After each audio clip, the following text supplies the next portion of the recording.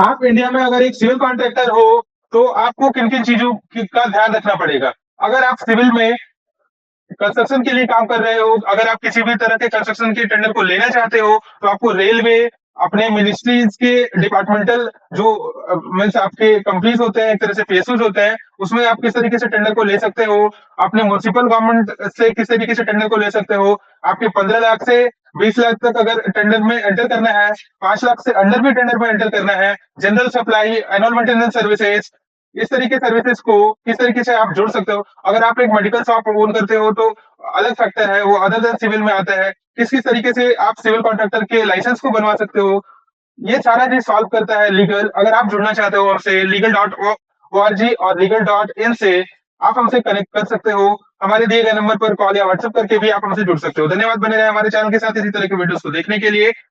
धन्यवाद।